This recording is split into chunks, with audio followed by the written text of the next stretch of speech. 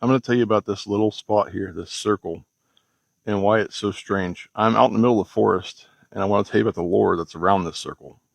Now, just to show you I'm in the middle of the forest, I'm going to do a pan.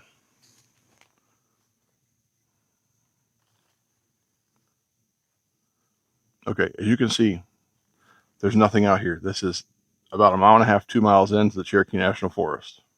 Now, the reason why I came across this is there is a road that runs a little ways down here. It's not an actual road. We call it government road. It's what was used to create a fire tower and an antenna at the top of the mountain back in the 40s or 50s. And they carved through all the mountains back here to get up there. Now, I first found this about 15 years ago, and I asked the old man that you heard about in the doppelganger story about this place, and he explained to me about how this was used. Originally, he thought as a campsite for that whole building process, but this is really far back from the road compared to most of what looks like alcoves or something that they built right off of the road for the campers and for the workers. So I don't know about that. Now, I am going to show you the pathway up here. You're going to see that compared to some of the alcoves, it's hardly close to the road.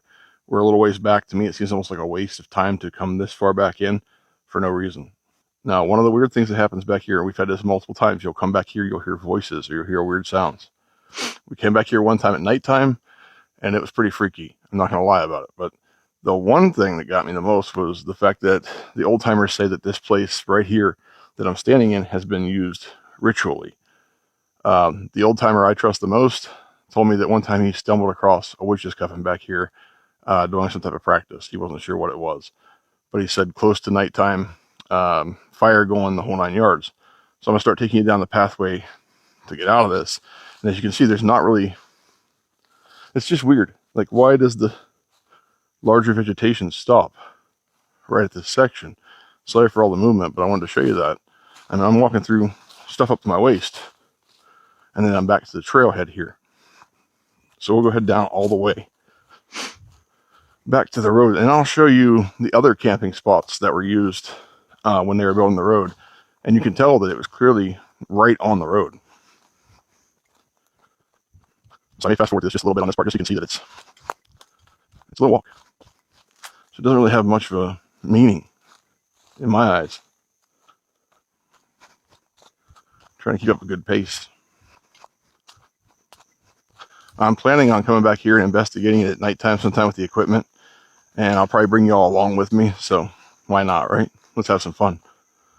But down there is the road. I mean, you're starting to see what we call government road.